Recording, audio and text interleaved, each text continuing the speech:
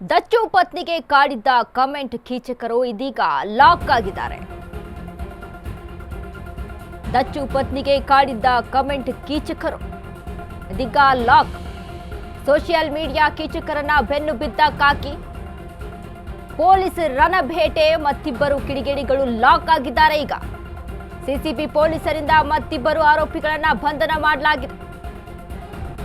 ನಾಗರಾಜ್ ತಳವಾರ್ ಹಾಗೂ ಪ್ರಶಾಂತ್ ತಳವಾರ್ ಅರೆಸ್ಟ್ ಮಾಡಲಾಗಿದೆ. ಹುಬ್ಬಳ್ಳಿ ಧಾರವಾಡ ಮೂಲದ ನಾಗರಾಜ್ ಮತ್ತು ಪ್ರಶಾಂತ್ ಪೆಟ್ರೋಲ್ ಬಂಕ್ ಮ್ಯಾನೇಜರ್ ಆಗಿರೋ ನಾಗರಾಜ್ ಧಾರವಾಡದಲ್ಲಿ ಆಡಿಟರ್ ಆಗಿ ಕೆಲಸ ಮಾಡ್ತಿದ್ದ ಪ್ರಶಾಂತ್ ಅಶ್ಲೀಲ ಕಾಮೆಂಟ್ ಕೇಸಲ್ಲಿ ಬಂಧಿತರ ಸಂಖ್ಯೆ 4ಕ್ಕೆ ಏರಿಕೆ ಆಗಿದೆ. ಈಗ ಈ ಹಿಂದೆ ಚಂದ್ರು ಮತ್ತು ನಿತಿನ್ ಬಂಧಿಸಿದ್ದ ಪೊಲೀಸರು ಈಗ ಸೋಷಿಯಲ್ ಮೀಡಿಯಾ ಐಡಿ ಜಾಲಾಡ್ತಿರುವಂತಹ ಕಾಕಿ ಇದೀಗ ದಚ್ಚು ಪತ್ನಿಗೆ ಕಾಡಿದ್ದಂತಹ ಕಮೆಂಟ್ ಕೀಚಕರನ್ನ ಪೊಲೀಸರು ಲಾಕ್ ಮಾಡ್ತಾ ಇದ್ದಾರೆ. ಒಬ್ಬೊಬ್ಬರನ್ನಾಗಿ ಈಗ ಸಿಗ್ತಾ ಇರುವಂತದ್ದು. ಸೋಷಿಯಲ್ ಮೀಡಿಯಾದಲ್ಲಿ ಕೀಚಕರ ಬೆನ್ನು ಬಿದ್ದಿದೆ ಕಾಕಿ. ಹೀಗಾಗಿ ಪೊಲೀಸರು ಇದೀಗ ರಣಭೇಟೆಯನ್ನ ನಡೆಸಿದ್ದಾರೆ.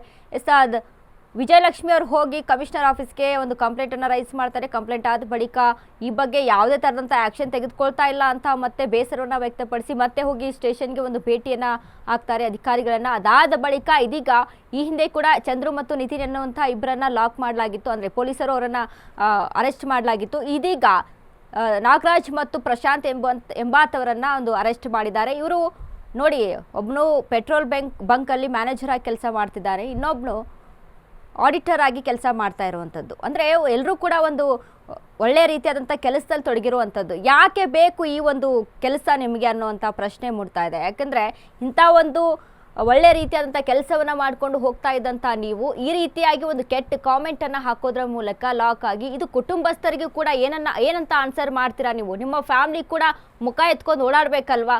ಒಂದು ಈ ವಿಚಾರಕ್ಕೆ ಹೋಗಿ ನೀವು ಅರೆಸ್ಟ್ ಆಗುವಂಥದ್ದು ಅಂತ ಅಂದರೆ, ಈ ವಿಚಾರಕ್ಕೆ ಹೋಗಿ ನೀವು ಅಲ್ಲಿ ನಿಮ್ಮ ಒಂದು ಫೇಸನ್ನು ಕೆಡಿಸ್ಕೊಳ್ಳೋದು ಅಂತ ಅಂದರೆ ಎಷ್ಟು ಮಟ್ಟಿಗೆ ಸರಿ ಅನ್ನುವಂಥ ಪ್ರಶ್ನೆ ಒಂದು ಕಡೆ. ಆದರೆ ಈ ಕೆಲಸ ಬೇಕಿತ್ತಾ? ಅಭಿಮಾನ ಈ ರೀತಿಯಾಗಿ ತೋರಿಸ್ಕೊಳ್ಬೇಕಿತ್ತಾ ನೀವು? ನಿಜವಾಗ್ಲೂ ಅಭಿಮಾನಿಗಳ ನೀವು ಅನ್ನುವಂಥ ಪ್ರಶ್ನೆ ಮತ್ತೊಂದು ಕಡೆ ಮೂಡ್ತಾ ಇದೆ. ಇದೀಗ ಪೊಲೀಸರು ಕೂಡ ಕಾಕಿ ಕೂಡ ಈಗ ಬೆನ್ನು ಬಿದ್ದಿದೆ. ಒಟ್ಟಾರೆಯಾಗಿ 150 ಸ್ಕ್ರೀನ್ಶಾಟ್ಗಳನ್ನು ತೆಗೆದುಕೊಂಡು 15 ಅಕೌಂಟ್ಗಳನ್ನು 15 ಪೇಜ್ಗಳ ಮೇಲೆ ಕಂಪ್ಲೇಂಟನ್ನು ರೈಸ್ ಮಾಡ್ತಾರೆ ವಿಜಯಲಕ್ಷ್ಮಿ ವಕೀಲರ ಮುಖಾಂತರ ಹೋಗಿ. ಅದಾದ ಬಳಿಕ ಇದೀಗ 4ರನ್ನ ಸೆರೆ ಹಿಡಿದಿರುವಂಥದ್ದು. 4ರನ್ನ ಈಗ ಬಂಧಿಸಿದ್ದಾರೆ ಪೊಲೀಸರು ಕೂಡ. ಇದಾದ ಬಳಿಕ ಇನ್ನೂ ಹಲವಾರು ಅಕೌಂಟ್ಗಳು ಇರುವಂಥದ್ದು. ಒಬ್ಬೊಬ್ಬರ ಜಾಲವನ್ನು ಅಲ್ಲಿ ಜಾಲಾಡಿಸ್ತಾ ಇದ್ದಾರೆ ಅಂತ ಹೇಳ್ಬೋದು. ಯಾಕಂದರೆ ಈಗ ಎಲ್ಲರೂ ಕೂಡ ಒಂದು ಒಳ್ಳೆಯ ರೀತಿಯಾದಂಥ ಕೆಲಸದಲ್ಲೇ ಮುಂದುವರೆದು ಈ ರೀತಿಯಾಗಿ ಮಾಡ್ಕೊಳ್ಳೋದು ಅಂತ ಅಂದರೆ ಎಷ್ಟು ಮಟ್ಟಿಗೆ ಸರಿ ಅನ್ನುವಂಥ ಪ್ರಶ್ನೆ ಮೂಡ್ತಾ ಇದೆ. ಈ ಬಗ್ಗೆ ಮಾತನಾಡೋದಕ್ಕೆ ನಮ್ಮ ಪ್ರತಿನಿಧಿ ಅರುಣ್ ನಮ್ಮ ಸಂಪರ್ಕದಲ್ಲಿದ್ದಾರೆ. ಅರುಣ್, ಈಗಾಗಲೇ ನಾವು ಗಮನಿಸ್ತಾ ಇದ್ದೀವಿ, ಈ ಹಿಂದೆ ಕೂಡ ಇಬ್ಬರನ್ನ ಬಂಧಿಸಿದ್ರು ಪೊಲೀಸರು, ಇದೀಗ ಮತ್ತಿಬ್ಬರನ್ನ ಬಂಧನ ಆಗಿದೆ. ಏನೆಲ್ಲ ಅಪ್ಡೇಟ್ಸ್ ಇದೆ ಈ ಬಗ್ಗೆ?